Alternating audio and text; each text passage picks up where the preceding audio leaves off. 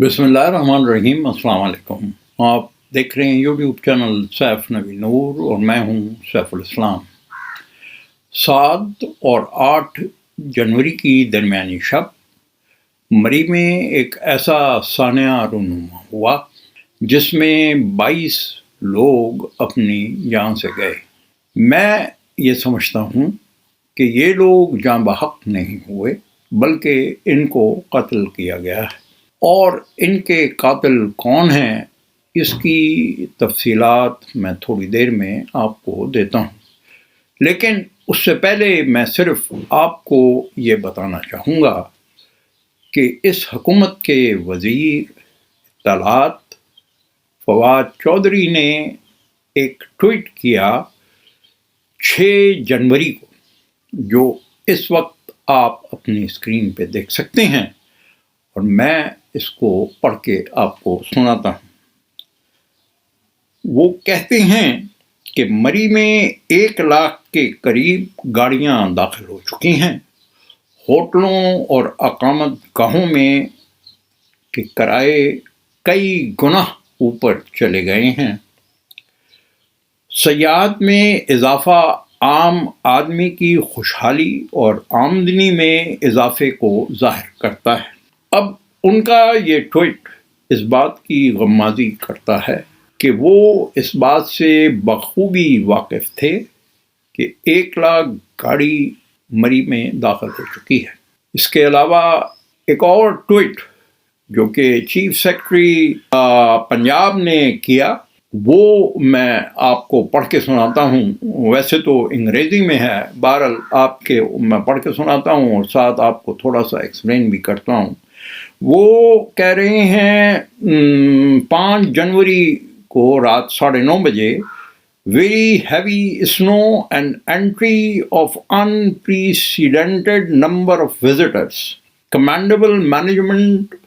of a pretty demanding situation by AC मरी, well done।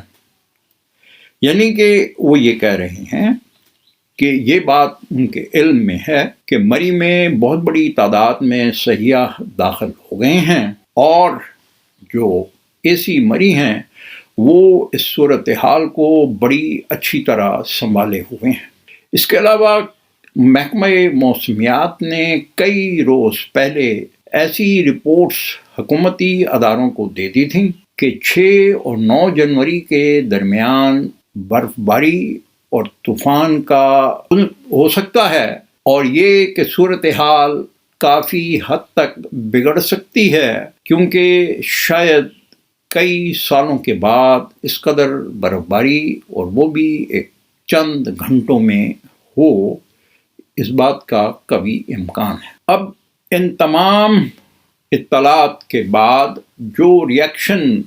आपको नज़र आया वज़ीर इत्तलात का,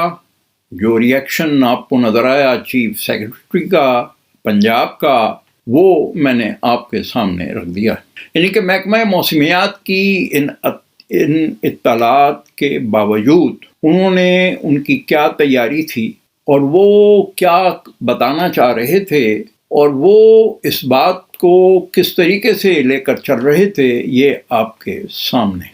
अब मैं आपको बताता हूँ उन लोगों के नाम जिनको मैं कातिल समझता हूँ, इन 22 लोगों का। इसमें पहले नंबर पे हैं असिस्टेंट कमिश्नर मरी, जो इस बात के ज़िम्मेदार थे कि वो इस चीज़ को यकीनी बनाते कि बर्फ़ हटाने वाली मशीनें अपनी जगह पर मौजूद हैं और उनमें वाफिर मिकदार में डीजल भी मौजूद है और उसके ऑपरेटर हाजिर ड्यूटी हैं। ये उनकी जिम्मेदारी थी। और चीफ सेक्रेटरी ने जो उनकी तारीफ़ की, तो मैं ये समझता हूँ कि शायद वो यही जानना चाह रहे थे कि तमाम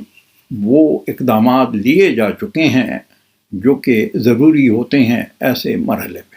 उसके बाद ज़िम्मेदार हैं इसके डिप्टी कमिश्नर रावलपिंडी, जो कि तहसील मरी के असिस्टेंट कमिश्नर उनको रिपोर्ट करते हैं, और ये बात भी उनके ज़िम्मेदारियों में आती है कि वो इस बात की जांच पड़ताल करते कि मरी के इस मौसम में क्या اقدامات کیے جا چکے ہیں اور کیا مزید کرنے ہیں۔ اس کے بعد اس کے ذمہ دار ہیں کمشنر راولپنڈی ڈویژن، جو پورے ڈویژن کے کمشنر ہیں اور بہت زیادہ مہارت اور بہت زیادہ طاقت دی ہے حکومت پاکستان نے کہ وہ کسی بھی صورتحال سے نمٹنے کے لیے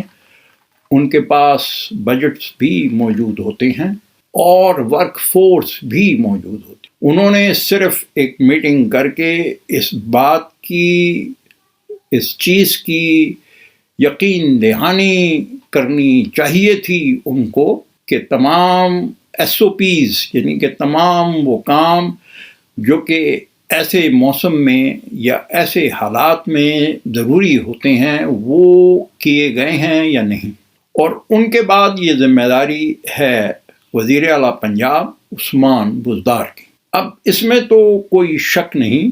کہ وزیر اعلیٰ پنجاب عثمان بزدار ایک انتہائی نااہل اور نالائق وزیر اعلیٰ ہیں، اور ان کو یقیناً ان کو کہ نہ تو علم میں یہ بات ہوگی اور نہ ہی ان کو کسی نے یہ بتایا ہوگا کہ مری اس موسم میں جب 1 لاکھ گاڑیاں مری میں داخل ہو جائیں یا گلیات میں داخل ہو جائیں تو اس کا مطلب یہ ہوتا ہے کہ تقریباً 2.5 سے 3 لاکھ لوگ ان علاقوں میں پہنچ چکے ہیں۔ اور یہ کہ وزیر اعلیٰ پنجاب کو یہ چاہیے تھا کہ وہ کمشنر راولپنڈی، DC راولپنڈی اور AC مری کے ساتھ ایک میٹنگ کرتے، جو کہ اب بہت آسان کام ہو گیا ہے۔ یہ میٹنگ یقیناً کسی بھی لنک پہ کی جا سکتی تھی، اور ان تمام اطلاعات جو کہ محکمہ موسمیات دے رہا تھا، اس کے بعد یہ بہت ہی آسان مرحلہ تھا کہ وہ صرف انہوں نے اس بات کو یقینی بنانا تھا کہ برف ہٹانے والی مشینری اپنی جگہ پر موجود ہے اور اس میں ڈیزل بھی موجود ہے، اور اس کے آپریٹرز جو کہ 1 سے زیادہ ہوتے ہیں وہ بھی وہاں ہیں یا نہیں۔ اس کے بعد میں یہ سمجھتا ہوں کہ یہ ذمہ داری ہے NDMA کی، لیکن NDMA ایک ایسا ادارہ ہے جو کہ وقوع ہونے کے بعد پہنچتا ہے، اور یقیناً یہ تمام چیزیں کہ برف کس نے ہٹانی ہے، مشینری کس نے مہیا کرنی ہے، آپریٹرز کو کس نے اس مشینری کے اوپر بھیجنا ہے، یہ ذمہ داری NDMA کی نہیں ہے۔ اور اس کے بعد PDMA یعنی کہ پروونشل ڈیزاسٹر مینجمنٹ ایجنسی، یہ ان کی بھی ذمہ داری تھی۔ بہرحال وہ یہ دونوں ادارے بھی اپنی ذمہ داری میں ناکام رہے، جبکہ چیف جسٹس اسلام آباد ہائی کورٹ اطہر من اللہ کے نزدیک صرف NDMA ہی اس سانحے کی ذمہ دار ہے۔ اور اس کے بعد جو ذمہ داران میں کی فہرست میں جو لوگ آتے ہیں وہ ہیں وزیر اعظم پاکستان عمران خان، اور ان کی ذمہ داری یہ بنتی ہے کہ انہوں نے ایک انتہائی نااہل نالائق شخص کو وزیر اعلیٰ لگایا ہوا ہے، ایک ایسے صوبے کا کہ جس کی آبادی تقریباً 12 کروڑ ہے، جو کہ پاکستان کی آبادی کا 55 سے 60% کے درمیان بنتا ہے، یعنی کہ آدھے سے زیادہ پاکستان کو ایک ایسا شخص کنٹرول کر رہا ہے کہ جس کے بارے میں ہم سب جانتے ہیں کہ وہ نہ تو انتظامی صلاحیات ہیں، نہ ان کے پاس اتنی عقل اور سمجھ ہے کہ وہ چیزوں کو بہتر طور پہ کس طرح چلا سکیں۔ اور اس کے بعد فوج بھی اس سانحے کی ذمہ دار ہے، کیونکہ باڑیاں سے لے کے کلڈنا تک کا یہ راستہ چھاونی سے گزرتا ہے، اور اس میں جگہ جگہ فوجی کیمپس ہیں، فوجی میس ہیں، اور فوج کے دیگر اداروں کے سینٹرز ہیں، اور یہ بالکل سڑک کے کنارے ہیں، جہاں پہ یقیناً کیمپ کے اندر موجود فوجیوں کے علم میں یہ بات ہوگی کہ ایک بڑا برفانی طوفان آ چکا ہے، جس میں بہت ساری گاڑیاں پھنسی ہوئی ہیں، اور ان گاڑیوں میں لوگ اور خاص طور پہ خواتین اور بچے بھی شامل۔ اور سب سے آخر میں سمجھتا ہوں کہ اس کے ذمہ دار سیاح خود ہیں، اور ان کی ذمہ داری یہ ہے کہ انہوں نے ایک ایسا قدم اٹھایا اور وہ برف باری دیکھنے کے لیے گلیات اور مری چلے گئے، ایک ایسی حکومت پہ بھروسہ کرتے ہوئے کہ جو یقیناً اس قابل نہیں تھی کہ اس کے اوپر بھروسہ کیا جاتا، کیونکہ یہ وہ لوگ ہیں، یہ وہ حکومت ہے جو یہ کہہ رہی ہے اور یہ ایکسپلینیشنز دے رہی ہے کہ یہ 22 لوگ سردی سے ٹھٹر کے نہیں مرے، بلکہ یہ کاربن مونو آکسائڈ کی وجہ سے مرے، کیونکہ انہوں نے اپنی گاڑیوں میں ہیٹر لگائے ہوئے تھے اور ان کے سائلنسر برف میں دھسے ہوئے تھے، اور اس طرح وہ اپنی ذمہ داری سے الگ ہونا چاہ رہے ہیں۔ اگر ہم یہ دیکھیں کہ ملک نوید جو کہ ASI تھے اسلام آباد پولیس میں، اور وہ اپنی گاڑی میں موجود تھے اپنے بچوں کے ساتھ، ان کی ایک آڈیو منظر عام پہ آئی ہے جس میں وہ یہ کہہ رہے ہیں کہ انہوں نے اسلام آباد کے تمام بڑے افسران اور سیاستدانوں سے، حتیٰ کہ وزیر اعظم سیکریٹریٹ میں بات کی ہے، اور وہ بڑے پر امید ہیں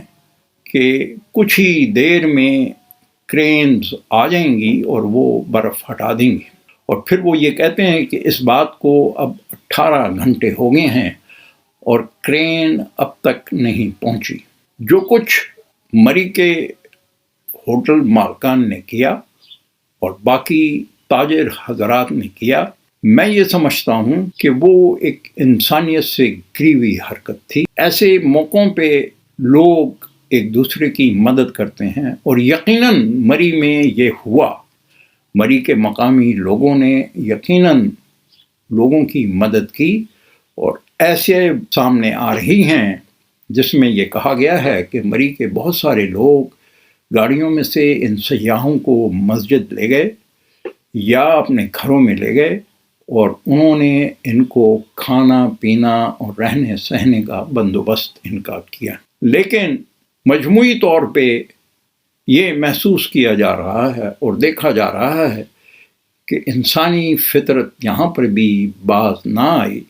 اور انہوں نے مجبور لوگوں کی مجبوریوں سے فائدہ اٹھایا۔ کئی سیاحوں نے یہ بھی بیانات دیے ہیں کہ ہوٹل کے کرائے 4,000 سے بڑھا کے 40,000 کر دیے گئے، جس کی وجہ سے مجبوراً انہوں نے ہوٹل چھوڑا اور کوشش کی کہ وہ اپنے گھر تک پہنچ سکیں۔ اس تمام صورتحال کو دیکھنے کے بعد میں صرف یہ چاہوں گا کہ ہم بحیثیت قوم اپنی اخلاقی اقدار کو بہتر کریں، اور اپنے لوگوں کو اور اپنے بچوں کو یہ سکھائیں کہ ایسے موقعوں پر ہم نے کیسے ریئیکٹ کرنا ہے۔ جہاں تک حکومت اور اس کی مشینری کا تعلق ہے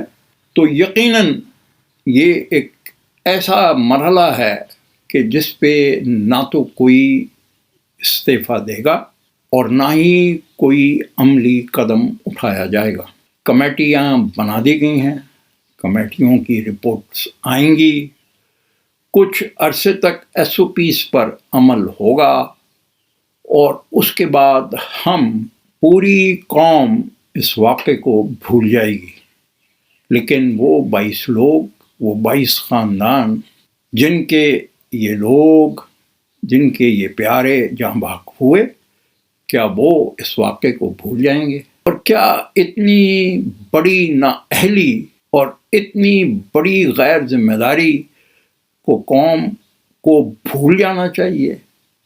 سوالات ہیں جو ہم نے اپنے آپ سے کرنے۔ فی الوقت اتنا ہی۔ اللہ حافظ۔